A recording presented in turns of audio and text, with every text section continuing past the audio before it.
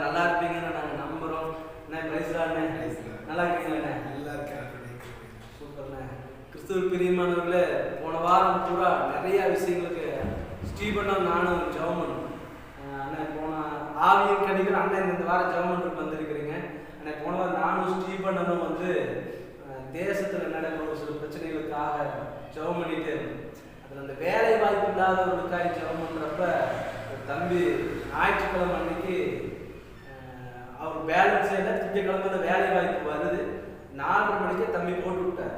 ஒரு வேலை வாய்ப்பு இல்லாத வீட்டுக்கு மேலே மொட்டை மாடியில் பண்ணிட்டு யோசிச்சுருந்துருக்காரு. 4 மணிக்கு கரெக்டாக யூடியூப்பில் வேலை வாய்ப்புன்னு சொல்லிட்டு அந்த ப்ரேயர் வந்தோன்னே அப்படியே அது மொட்டை மாடியில் துள்ளி குதிச்சு ஜெபம் பண்ண ஆரம்பிச்சிட்டார்.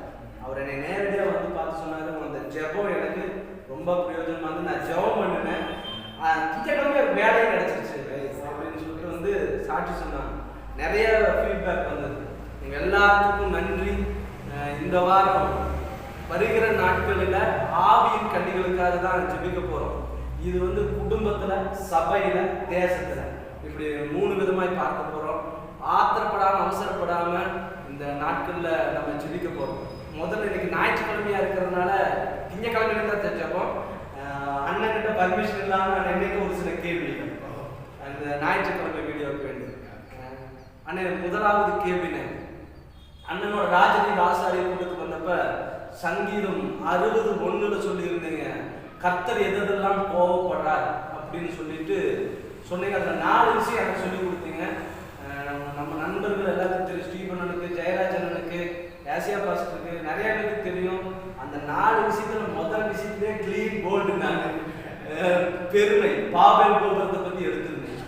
அந்த 4 ஜெப குறிப்பு சொல்லுங்க.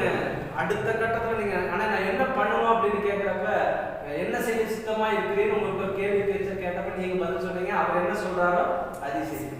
அந்த தொடர்ச்சின்னு என்னன்னு பார்த்தோம்னா, அவர் எப்படி கோபம் வருதுன்னு தெரிஞ்சுட்டோம்.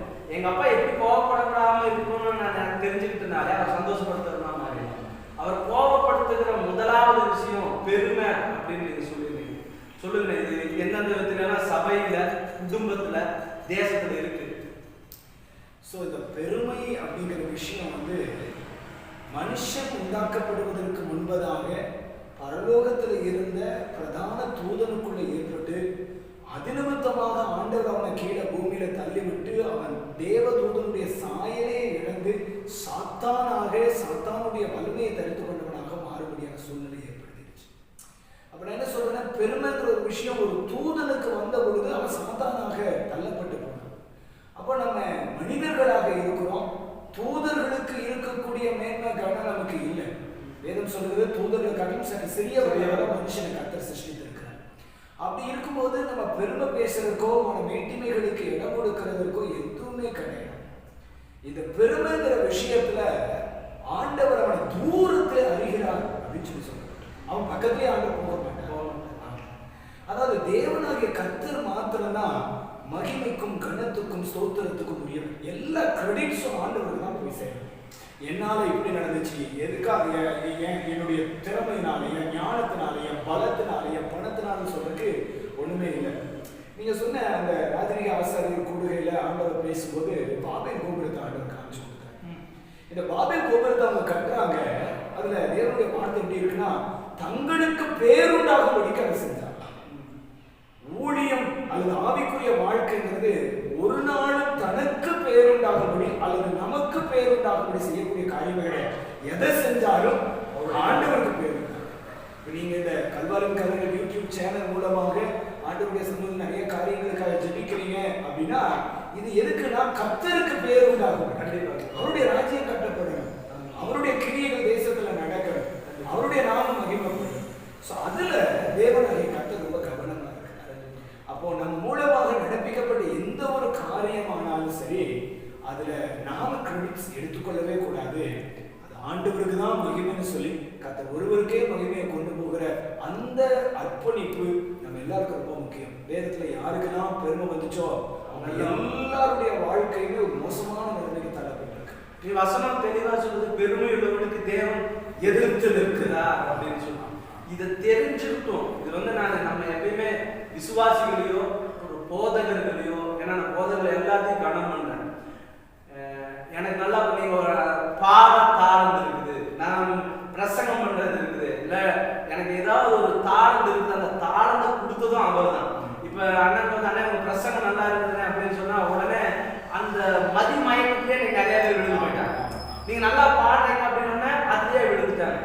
ஓகேப்பா ரொம்ப நன்றி கர்த்தருக்கு ஸ்தோத்திரம் அப்படிங்கறத மறந்ததுனால தான் இன்னைக்கு சபைகளுக்குள்ள ஒரு எப்படி சொல்றதுன்னா அடுத்த கட்டத்தை வளர முடியாம அந்த பெருமையிலே விழுந்து போயிருக்காங்க. சரி, இப்ப இது கணவன் மனைவி பிள்ளைகள் குடும்பத்துக்குள்ள எப்படியெல்லாம் கிரியேட் ஆயிட்டு இருக்குன்னு நினைக்கிறேன். இப்போ நிறைய குடும்பங்கள்ல என்ன ஆகுது அப்படின்னு கேட்டீங்கன்னா, இப்ப இன்னைக்கு இருக்கக்கூடிய இந்த பொருளாதார சூழ்நிலையில கணவன் மனைவி 2 பேருமே வேலைக்கு போக வேண்டிய நிர்பந்தம் ஏற்படுது. சில குடும்பங்களை பார்த்தீங்கன்னா கணவனை விட மனைவியினுடைய சேலரி சம்பளம் அதிகமா இருக்கு. அதனால மனைவிமார்களுக்கு ஒரு விதமான பெருமை வந்துடுது. ஏன் சம்பாத்தியம் இல்லைன்னா குடும்பம் ஓட ஏன் சம்பாத்தியத்துல அந்த குடும்பம் ஏன் புருஷனை பார்த்து சொல்றாங்க ஏன் சம்பாத்தியத்தை நீ உட்காந்து சாப்பிட அப்படின்னு சொல்லி அதுல நிறைய மனைவிமார்களுக்கு பெருமை வந்து நிறைய கணவன்மார்களுக்கு அந்த ஆணாதிக்கம் அப்படின்னு சொல்லுவாங்க. ஆம்பளை ஆம்பளை டிசிஷன் மேக்கர், ஏன் அனுமதி இல்லாம வீட்டுல ஒரு அணு கூட அசையக்கூடாது அப்படின்னு சொல்லி தனக்கு இருக்கக்கூடிய அந்த சுயாதீனத்தை இருமாப்பாய் ஆளுகிறவர்களாக கணவன்மார் மாறுகிறார்.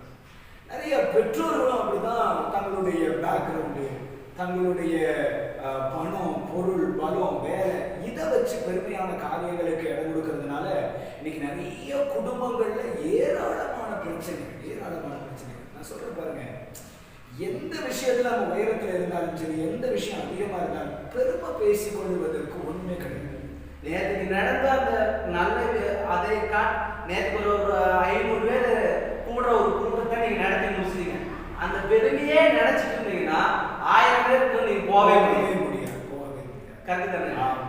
அதே மாதிரி தான் குடும்பத்துல இந்த மாசம் கணவனுடைய சம்பாத்தியம் ஒருவேளை அதிகமா இருக்கலாம், இல்லாட்டி மனைவி பெருமையா நான் தான் இந்த மாசம் அப்படின்னா ஒரு 2 மாசம் படுத்தாங்கன்னா முடிஞ்சதுங்களா?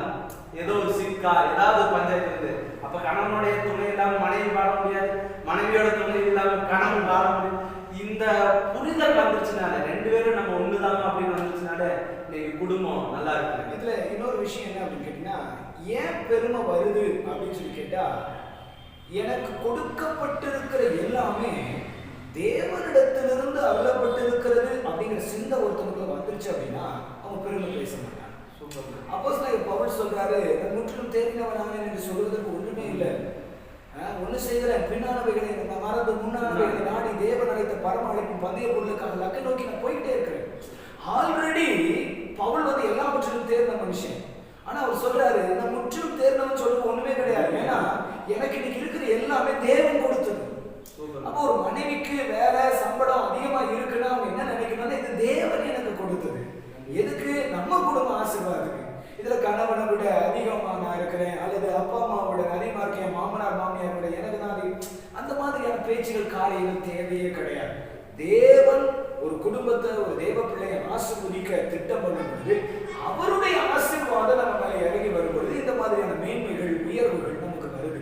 இது தேவன் கொடுத்தது அப்படின்னு நினைச்சோம் அப்படின்னா கண்டிப்பா நமக்கு பெருமையான எண்ணங்கள் வருவதற்கு வாய்ப்பு கிடையாது. கிறிஸ்துவ பிரியமானவர்களே, அருமையான கேள்வி.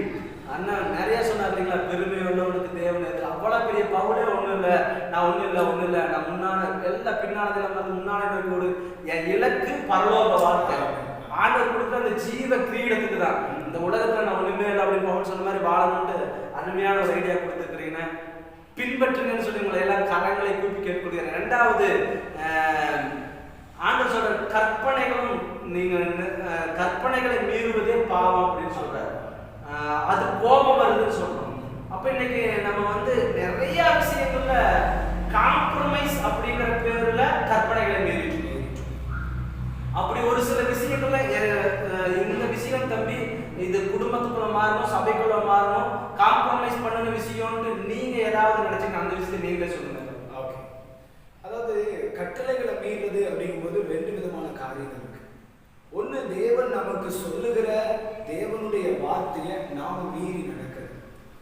இன்னொன்னு, மற்றொருவர் மீறி நடக்கும் பொழுது அவர்களுக்கு உடன்படுவது அல்லது அதை கண்டுகொள்ளாம இருக்கிறது. சோ தேவன் கட்டளை கொடுக்கிறார். இப்போ உதாரணத்துக்கு அது ஒரே சம்பவத்துல நான் சொல்றேன் பாருங்க.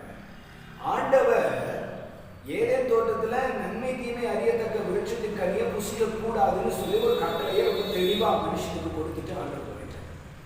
இப்போ ஏவாள் அந்த பழத்தை பறித்து சாப்பிடுகிறாள்.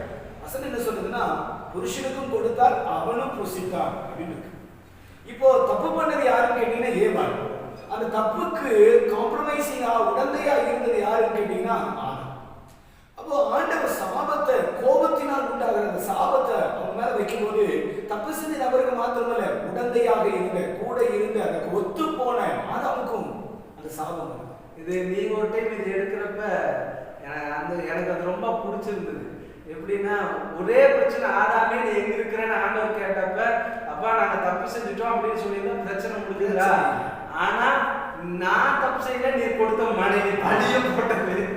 நீங்க அதை எடுத்தது எனக்கு ரொம்ப. அதுல ரெண்டு விஷயம் என்ன கேட்டீங்கன்னா, தேவரே நீர் தந்த மனுஷி அல்லது நீர் தந்த ஸ்திரீயானவள் அந்த பழத்தை புசிக்க கொடுத்தானே என்ன அர்த்தம் கேட்டீங்கன்னா, அதை வேற ஸ்லாங்ல, நம்ம ஸ்லாங்ல சொல்லணும். எப்படி சொன்னானா, நீங்க ஒருத்தி கொடுத்துட்டு போனீங்கல்ல.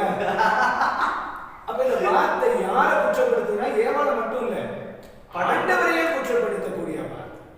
கட்டளையை மீறி நடக்கிற மனுஷன் அவன் உணர்வடையாத இருதயத்துல அவன் சிறைப்பட்டு போகும் பொழுது அவன் ஆண்டவரையே குறை சொல்றவனா, குற்றப்படுத்துறவனா மாறிடுறான். ஸோ அதனாலதான் கட்டளைகளுக்கு கீழ்ப்படிந்து நடக்கக்கூடிய அந்த ஜீவியம் நமக்கு ரொம்ப முக்கியம், ரொம்ப முக்கியம். ஸோ கடந்த வாரத்தில் நம்முடைய நிகழ்ச்சியில கூட நீங்க கடைசி ஒரு கேள்வி கேட்டீங்க, ஆனா இப்போ நாங்கள் என்ன செய்ய சித்தமாக இருக்கிறீர் அப்படின்னு சொன்னா என்ன செய்யறது அப்படின்னா, ஒருவேளை நீங்க அந்த டைம்ல வேற ஏதாவது எங்கிட்ட எக்ஸ்பெக்ட் பண்ணி இருந்திருக்காங்க. ஆனா ஆண்டவர் என்ன விரும்புறாருன்னா, அவர் ஒவ்வொரு ஸ்டெப் பை ஸ்டெப்பா நம்மளை நடத்த விரும்புகிறார்.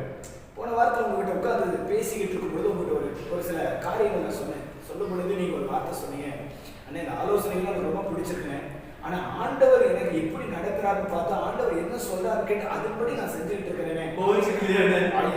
அந்த வார்த்தை எனக்கு ரொம்ப ஏற்றுக்கொள்ளப்படத்தக்கதா இருந்துச்சு. அதை நான் என்கரேஜ் பண்றேன். அதே ஃபார்முலால தான் நானும் இருக்கேன்.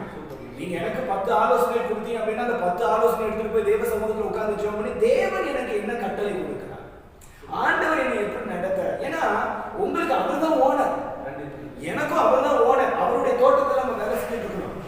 அவருடைய கட்டளைகளுக்கும் அவருடைய கற்பனைகளுக்கும் அவருடைய வார்த்தைகளுக்கு கீழ்ப்படுகிறது தான் ரொம்ப முக்கியம். அதை விட்டுட்டு அவருடைய கட்டளைகளை மீறி சர்ப்பம் சொல்லுது, சாத்தான் சொல்லுது, சக விசுவாசி சொல்றான், அந்த ஊழியக்காரங்க சொல்றாங்க, அவங்க சொல்றாங்க, இவங்க சொல்றாங்கன்னு சொல்லி தேவன் நமக்கு வைத்திருக்கிற பிரமாணத்தை நம்ம மீறி நடக்கும் பொழுது கண்டிப்பா தேவனுடைய கோபத்தை நம்ம பார்க்க வேண்டும். நான் இன்னொரு விஷயம் உங்கள்கிட்ட இதோட லிங்க்லயே கேட்கணும்னா, ஆண்டவர் செய்யக்கூடாதது செஞ்சோம்னா தப்புன்னா, அவர் இப்ப இது செய்ய அப்படின்னு சொல்லி அது செய்யாம போனோம்னா அது தப்பு, நியமங்களை மீறுதல். ஆண்டவர் சொல்லியே இருக்க மாட்டார், நம்ம சௌகரியத்துக்கு செய்யறது. இப்ப அண்ணன் பைபிள் காலேஜ் ஆரம்பிச்சிட்டீங்க அப்படின்னா இது உங்களுடைய அழைப்பு. ஏன் அழைப்பு வந்தோமா, 4 கேள்வி கேட்டோமா, அதோட நம்மளோட வேலை உண்டு. அண்ணனை பார்த்து நானும் இந்த புள்ளியை பார்த்து புண்ணை சூடு போட்டு இன்னைக்கு நிறைய இடங்கள்ல நடக்கிற பிரச்சனை, அவங்க ஒரு மீட்டிங் நடத்திட்டாங்க, நானும் ஒரு மீட்டிங் நடத்தேன். இன்னும் ஒரு சில இடத்துல அதே டேட்ல நடத்தணும். அவங்க அந்த நல்ல ஒரு ஸ்பீச்சர் கூப்பிட்டாங்க, வர்ஷிப் லீடர் கூப்பிட்டாங்கன்னா நானும் அவங்க என்ன பண்ணிருக்கணும், கூப்பிடணும்.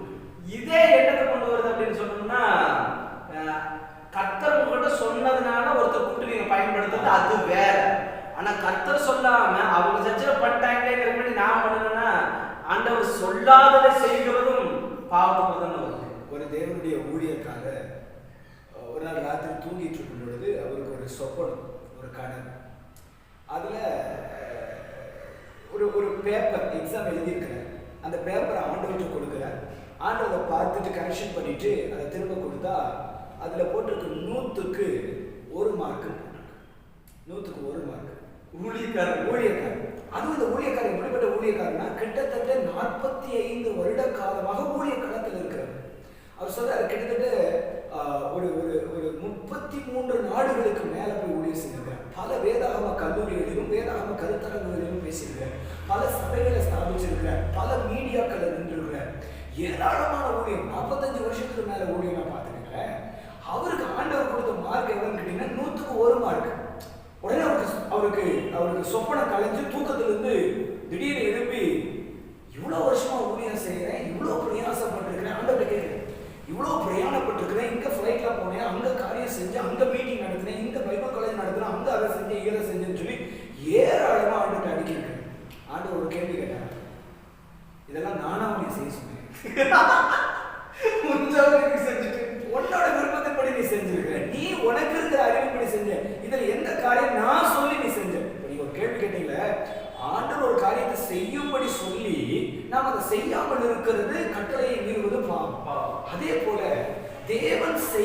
சொல்லாத ஒரு காரியத்தை நம்ம செய்யறோம் அப்படின்னா அதுவும் கட்டளையை மீறுவது, அதுவும் பாவம். இதுவும் எழுப்புதலுக்கு தடையா, ஒரு பெரிய தடை, பெரிய தடை, பெரிய தடை.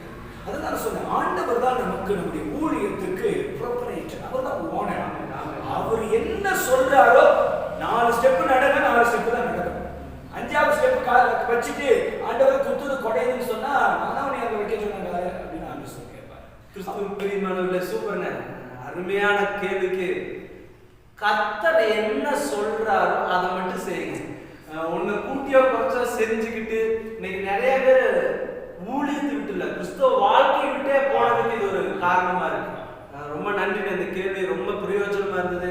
அதனால கர்த்தர் உங்ககிட்ட என்ன சொல்லியிருக்காரோ அதை மைண்டு கொண்டு வாங்க. அது அவர் சொல்லாத செஞ்சுட்டு இருந்தீங்கன்னா திரும்பி கர்த்தர் இடத்துல திரும்பி வந்துருக்கு. கரெக்ட் தானே?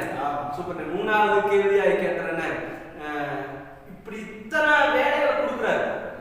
ஒரு சில வேலைகளை ஆண்டவர் உந்தி தள்ளுவார். இப்ப 10 கண்ணீர் உண்மை தான் அன்னைக்கு நீங்க எடுத்திருந்தீங்க. 5 பேர் எண்ணெயும் பந்தமும் ரெடியா இருந்தாங்க. ஒரு பந்தத்தை மட்டும் வச்சுட்டு அவங்கள்ட்ட எண்ணெய் இல்லாம, அது ஆவிக்குரிய அர்த்தமா அன்னைக்கு நீங்க வேற கொண்டு போனீங்க. அந்த எண்ணெயை வந்து ஆவியான குடிச்சு நீங்க அன்னைக்கு விதமா கொண்டு போனீங்க. நான் என்ன கேட்கிறேன் அப்படின்னு சொன்னா, அந்த டெப்தான இல்லாம மேலோட்டமா நினைக்க கொஞ்சம் இது கொஞ்சம் ரொம்ப ஆழமா இல்லாம ஒரு பாமரனுக்கு புரியணும்னா அசதியா இருக்கிறது என்ன எழுதி போயிடும். இந்த அசதியா இருக்கிறதுனால நீங்க பார்க்கிற பாதிப்பு 1-2 சொல்லுங்க. ஸோ அந்த சம்பவத்துல ஆண்டவர் என்ன ஒரு வார்த்தையை பயன்படுத்துறாருன்னா, 5 கன்னிகைகள் புத்தி உள்ளவர்கள், 5 கன்னிகைகள் புத்தி இல்லாதவர்கள். இந்த புத்தி இல்லாத கன்னிகைகளை ஆயத்தம் இல்லாதவர்கள் அப்படின்னு ஆண்டவர் சொல்றார். அதுக்குதான் நீங்க பயன்படுத்தின வார்த்தை அசதியா இருக்கிறது. மணவாளன் வரப்போகிறார், மணவாளன் எப்போ வருவார்னு தெரியாது. ஸோ அந்த மாதிரி இருக்கும் பொழுது மணவாளன் எப்பொழுது வந்தாலும் அவருக்கு எதிர்கொண்டு போவதற்கு நம்ம எண்ணெயும் விளக்கையும் தீயையும் ஆயத்தமா வச்சிருக்கோம். ஆயத்தமா இல்லை அப்படின்னா அவரு இவ்வளவு நேரம் வரல, இனியா வர போறாரு அப்படின்னா அவங்க தாத்தா இருக்கிறப்பவே ஆண்டவர் வருவாருன்னு சொன்னீங்க. உங்க அப்பா இருக்கிறப்ப இல்ல 2000 வருஷமாக சொல்றேன்.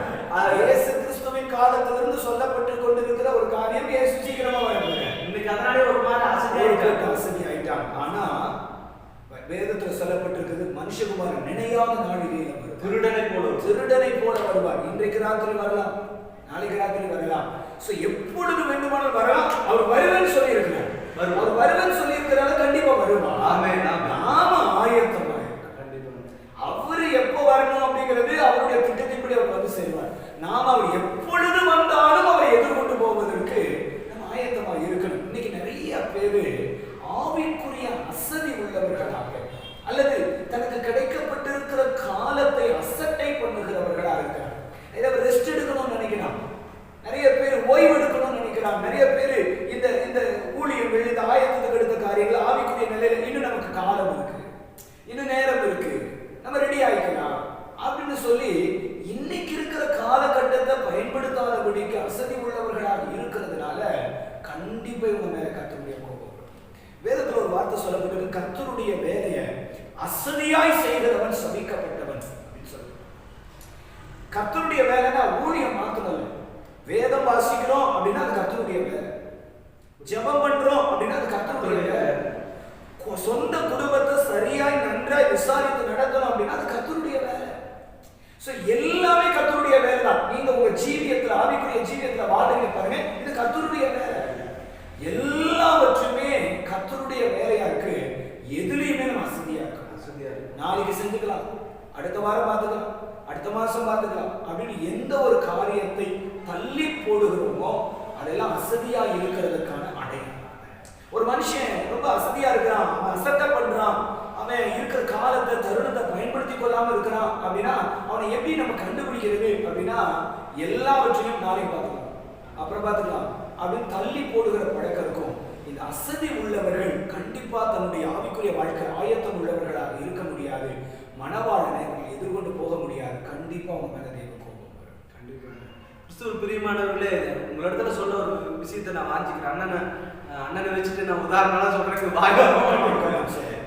அண்ணா இப்ப காலையில எனக்கு 9 மணிக்கு ஷிஃப்ட் பெட்ரோல் பங்க், 5 மணிக்கு எந்திரிக்கணும், 6 மணிக்கு எந்திரிக்கணும். என் மனைவி எழுப்பிட்டே இருக்கிறாங்க 7 மணி. இன்னும் கொஞ்ச நேரம் தூங்கிக்கிறேன் அப்படின்னு சொல்லிட்டு இருக்கிறப்ப கண்டிப்பா 8:30 ஆயிடும், 9 ஆயிடும். 9 மணிக்கு நான் ஷிஃப்ட்டுக்கு போகல, அப்படியே 1 மணி நேரம் லேட் ஆனிச்சுன்னா கண்டிப்பா எங்க ஓனர் திட்டுவாரு. அப்ப எங்க ஓனர் திட்டுறதுக்கும் ஒரு கட்டம் வரைக்கும் பார்ப்பாரு, ஒரு வாரம் பார்ப்பாரு, 2 வாரம் பார்ப்பாரு. இதுவே கண்டினியூ ஆகுறப்ப என்னை வேலையை விட்டு தூக்குறதுக்கே யோசிக்கிறேன். இதே தான் ஆண்டவராக இயேசு கிறிஸ்துவும் உங்களை நம்பி ஒரு பொறுப்பு கொடுத்துருக்கிறார், என்ன நம்பி ஒரு பொறுப்பு கொடுத்துருக்கிறார். ஏதோ ஊழியக்காரங்களுக்கு மட்டும் இல்ல, அடித்தளம் ஆணிவேரா இருக்கிற கிறிஸ்துவ விசுவாசிகள் ஒவ்வொருவரும் அசதியா இருந்தால் அந்த நாளை குறித்து, நிமிடத்தை குறித்து, ஒவ்வொரு நொடியை குறித்து கணக்கு கொடுத்தே ஆகும். நிச்சயமாய் ராஜாதி ராஜா சீக்கிரமாய் வரப்போகிறார், மேகங்களிடம் வரப்போறார். பாடத்தோட மட்டும் நின்றக்கூடாதுங்க, கணக்கு கொடுக்கறதுக்கு ஆயத்தமா இருக்கு. ஆமென். சூப்பர். அசதியா இருந்துடாதீங்க. ஆனா கடைசியா இந்த வருகையின் அடையாளங்கள், இது எப்படி சொல்றது, எல்லா யுத்தங்களும் செய்திகளும் கேள்வி கொள்ளை நோய்கள் வருது எல்லாம் பார்த்துட்டோம். வருகையின் அடையாளங்கள்ல நிறைய சர்ச்சுகளை கொடுக்குறாங்க. நீங்க ஸ்பெசிபிக்கா உங்களுக்குன்னு நிறைய ஆண்டவர் வெளிப்பாடுகள் கொடுக்குறாரு. ஏன்னா வருகை காயப்படுத்தணும் தான் நம்ம பைபிள் காலேஜ் ஆரம்பம் வச்சுக்கிறோம். ஒரு விஷயம் இது வருகைக்கு ரொம்ப இன்னும் பக்கத்துக்கு வந்துச்சுடா அப்படின்னு உங்களுக்கு ஸ்பெசிபிக்கா ஏதோ ஒரு பாயிண்ட், ஒரு வியூ தெரியுங்க, அந்த வியூ சொன்னீங்கன்னா.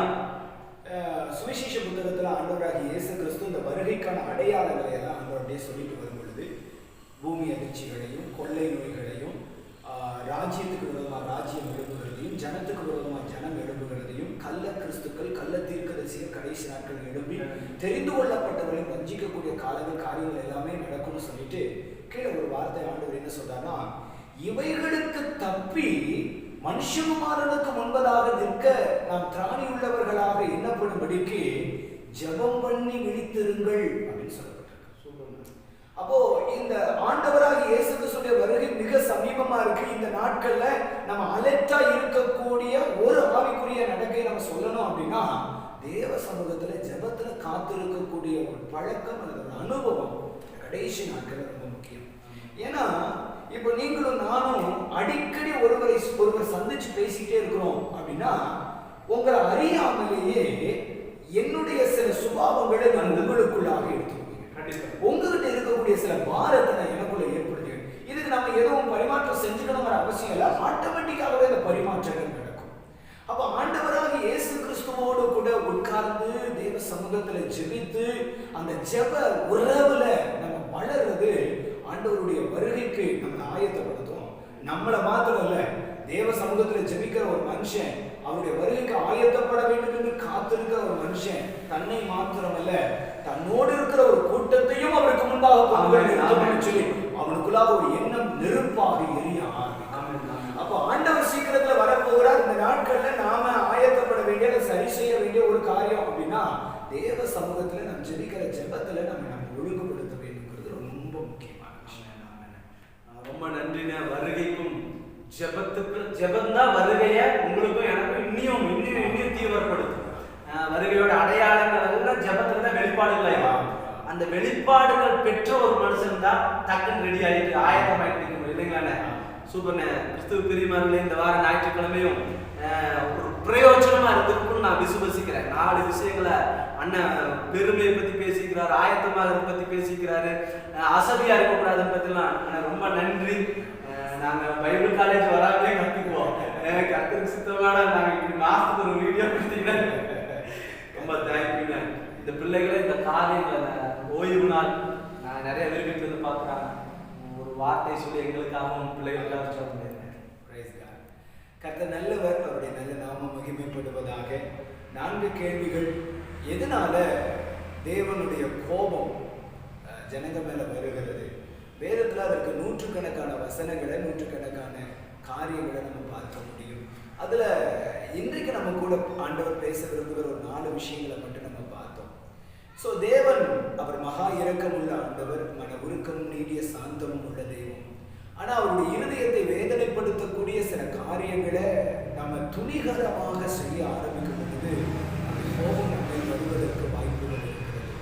ஆனாலும் இந்த காரியங்களை உணர்ந்து கொண்டு, புரிந்து கொண்டு தேவ சமூகத்துல நம்ம ஒழுங்குபடுத்தி கொள்ளும் பொழுது, நம்மளை நம்ம சரி செய்து கொள்ளும் பொழுது எல்லா விஷயத்திலும் தாழ்மையா இருக்கலாம். ஒன்னத்தையும் கொண்டு போக போறதில்லை. 6 அடி நிலத்தை தவிர வேற எதுவுமே நமக்கு சொந்தம் கிடையாது. அண்ணா கையில ஆமா 6 அடி நிலம் கூட கொஞ்ச நாட்கள்ல அதுல கூட சரீரம் முடிவு கொண்டாட முடியாது. மண்ணோடு மண்ணாக சரீரம் மட்கி போயிடும். அப்ப நமக்கு எதுவுமே நிரந்தரம் கிடையாது. வாழ்ற காலத்துல நான் அப்படி இப்படின்னு சொல்லி பெருமை பேசிட்டு இருக்கிறேன். ரெண்டாவது, ஆண்டவர் என்ன சொல்றாரு அது அப்படியே சொல்லு. அவர் சொல்லாத எதையும் செய்யாதீங்க. கர்த்தருடைய கட்டளைகளுக்கு கீழ்ப்படுகிற இருதயம் நமக்குள்ள இருக்கட்டும்.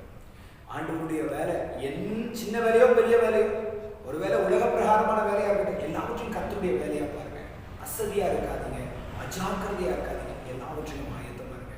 அதோடு கூட சீக்கிரத்துல இயேசு வர போகிறார். நம்முடைய மனவாட்டியாய் திருச்சபை அழைத்து கொண்டு போவதற்காக ஆண்டவர் வர போகிறார். இவைகளுக்கெல்லாம் தப்பி மனுஷகுமாரனுக்கு முன்பதாக நாம் நிலைநிற்க வேண்டுமானால் நாம் ஜெபத்துல காத்திருக்க வேண்டும். உங்க ஜெப நேரத்தை, உங்க ஜெப தீவிரத்தை கொஞ்சம் அதிகப்படுத்துங்க. ஆண்டவருடைய சமூகத்துல காத்திருங்க. அப்பொழுது ஆண்டவர் அதிகமா ஆசீர்வதிப்பார். பரிசுத்தமுள்ள பிதாவே, இயேசு கிறிஸ்துவின் வல்லமையுள்ள நாமத்தினாலே நாங்கள் இணைந்து ஒருமனப்பட்டு உங்களுடைய சமூகத்தை நோக்கி பார்க்கிறோம்.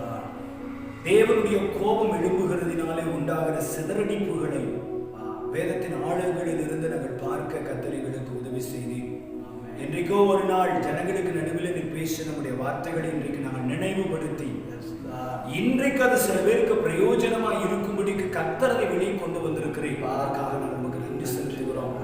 ஆண்டவரே, இந்த வார்த்தைகளை கேட்கிற நம்முடைய பிள்ளைகள் ஒவ்வொருவரும் எவ்விதத்திலும் தங்களை தாழ்மை உள்ளவர்களாக நிறுத்திக் கொள்ளும்படியாக, எப்பொழுதும் கர்த்தருடைய கட்டளைகளுக்கு கீழ்ப்படுகிறவர்களாக, எல்லா காரியங்களிலும் அசதியாயிராமல் ஆயத்தம் உள்ளவர்களாய் இருந்து ஆண்டவருடைய வருகையில உமக்கு எதிர்கொண்டு வரும்படி எப்பொழுதும் ஜெபித்து விழித்திருக்கிறவர்களாய் வாழ கர்த்தர் கிருபை தர வேண்டும் என்று சொல்லி ஜெபிக்கிறேன்.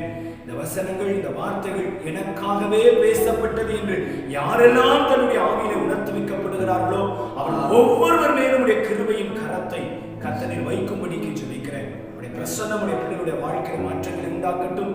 இந்த கல்வாரியின் கதறல் நிகழ்ச்சிகளை, இந்த ஜெப முயற்சிகளை என் ஆண்டவராகிய கர்த்தரில் அபரிமிதமாய் ஆசீர்வதித்து இந்த நாட்களில் அநேகருக்குள்ள ஒரு ஜெப தாக்கத்தை கர்த்தர் ஏற்படுத்தி தர வேண்டும் என்று சொல்லி ஜெபிக்கிறோம். பரிசுத்தமுள்ளவருடைய நாமத்துக்கு மகிமை செலுத்துகிறோம். நாங்கள் சிறுகவும் எங்கள் ஆண்டவராகிய கர்த்தர் மாத்திரமே பெருகவும் வேண்டும் என்று இயேசு கிறிஸ்துவின் வல்லமையுள்ள நாமத்தில் ஜெபிக்கிறோம் பிதாவே. ஆமென், ஆமென், ஆமென். கிறிஸ்துவில் பிரியமானவர்களே, அருமையான அண்ணன் இன்னைக்கு அருமையா 4 விஷயங்களை சொன்னாரு. நாளையிலிருந்து, திங்கட்கிழமையிலிருந்து ஆவியின் கனிகள் 9 விஷயங்களுக்கும் மறக்காம பறக்காம ஒவ்வொரு விஷயத்தையும் அண்ணன் ஆழமா சொல்லித்தர இருக்கிறாரு. நானும் ஒரு சில விஷயங்கள் எல்லாம் கேட்டு ரொம்ப ரெடியாகி வந்திருக்கேன். வேதத்தின் வெளிச்சத்துல நம்ம ஜெபிக்க ஆரம்பிச்சா நிச்சயமா இருளில் இருக்கிற ஜனங்களும் பேரொழியை காண்பார்கள். ஆமென் சொல்லிருப்பாங்களா? அதனால உங்களை எல்லாத்தையும் கர்த்தருடைய நாமத்தினால திரும்பவும் வாழ்த்துகிறேன். நாளைக்கு மீண்டுமாய் தயவு செய்து நாங்க சப்ஸ்கிரைப் பண்ணுங்க. அடுத்தவங்களுக்கு சொல்லுங்க. ஏன் சொல்றேன்னா, ஜெபம்ங்கிறது எனக்குள்ள இருக்கிற நெருப்பு, அதை அடுத்தவங்களுக்கு பத்த வைக்கிறேன். அந்த பத்த வைக்கிறத, அந்த நெருப்பு தேசம் என்று ஸ்பிரிட் ஆனாதான், நிறைய இடங்களில் ஜெபிக்கிற ஒரு சேனை எழும்புனாதான் தேவனுடைய வருகைக்கு நாம் ஆயத்தமாக முடியும். அதனால நாளைக்கு திருப்பி சந்திக்க போறோம். கர்த்தர் இயேசு தாமே உங்களையும் என்னையும் ஆசீர்வதிப்பாராக. God bless you. God bless you. Thank you. Thank you.